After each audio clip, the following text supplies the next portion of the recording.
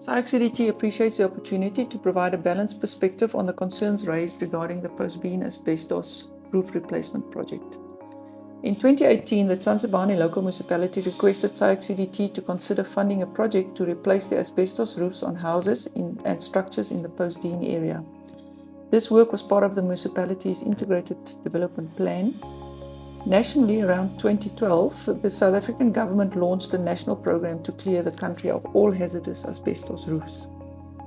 SIOC-CDT commissioned a technical assessment to determine the scope of work, the most pragmatic implementation model and approach, and a cost-effective approach to conduct the project. After the completion of the technical assessment, the SIOC-CDT Board of Trustees approved the project for the replacement of 399 asbestos roofs on houses and structures in Postdene, Tsansebane local municipality. The project aligns with emergent needs within the SIOC-CDT community development strategy. In particular, the project was regarded as necessary to address the potential health threat caused by exposure to asbestos to the community of the Postdene. The approved project scope includes removal of asbestos materials by a registered asbestos contractor and disposal of materials in line with regulations, like-for-like replacement of roof beams and/or rafters and ceilings and installation of new IBR sheeting as per specification, beam filling and plastering as necessary, installation of solar high-pressure geysers and relocation of families to a temporary accommodation or decanting site and back into their renovated homes after approximately 2.5 months, although this period has been much shorter in practice. SIOC-CDT is implementing the project in partnership with the Tsansebane local municipality.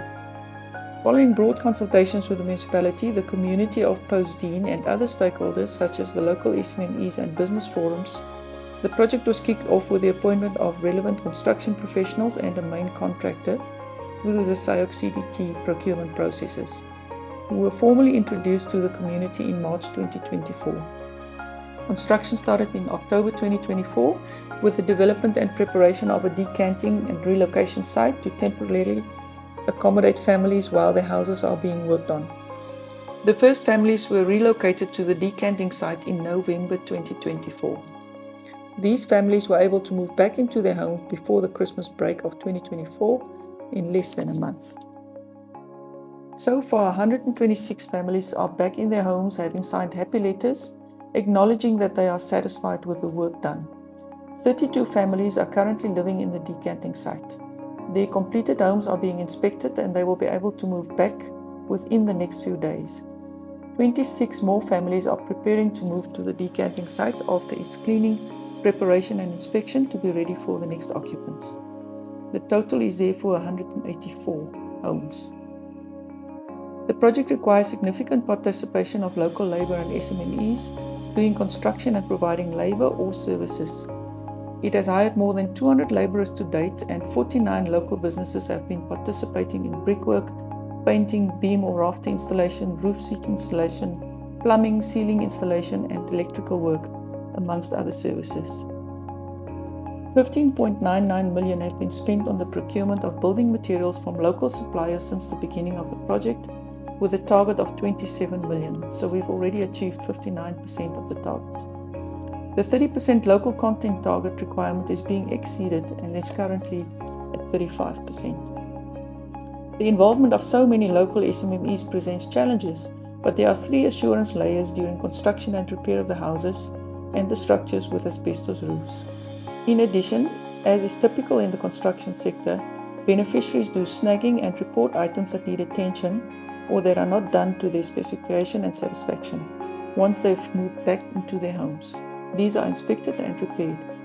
Thereafter, subsequent faulty items which are linked to the work having been done can be reported for a period of up to 1 year for inspection and repair. The project includes temporary housing at the decanting site, provision of transport for school-going children, as well as free transport for community members commuting to and from town, health facilities or places of worship. The park homes at the decanting site are fully wired electrically and plumbed when delivered to site with the relevant certificates of compliance. The contractor has appointed a full-time maintenance team that is located at the decanting site to assist with quick responses to issues raised. The contractor fumigates and cleans the units and site prior to new occupants.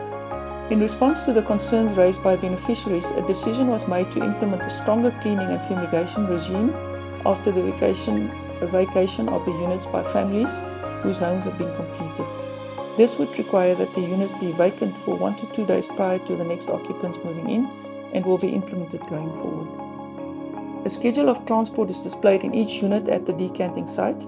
The service is provided free of charge using one vehicle owned by the main contractor as well as another operated by a local taxi company with the consent of the local taxi association. Requests for amended schedules of transport can be made to the main contractor through the complaints box and/or the social facilitator and community liaison officer. They assist in identifying community needs, facilitating engagements with affected community members, resolving conflict, and addressing challenges as they arise during the implementation of the project.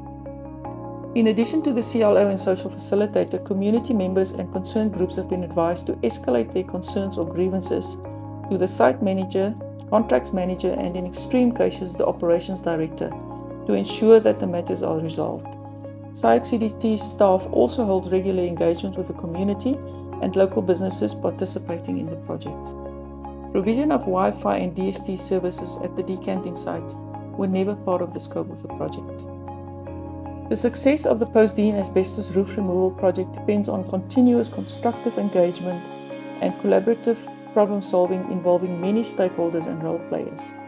The contractor recently agreed to meet with beneficiaries fortnightly to improve communication and be more accessible. Other communication channels are open and flexible, and stakeholders are encouraged to engage constructively with a problem-solving mindset. SIOC-CDT believes that this project has the support of the community and remains committed to the people of Postdene.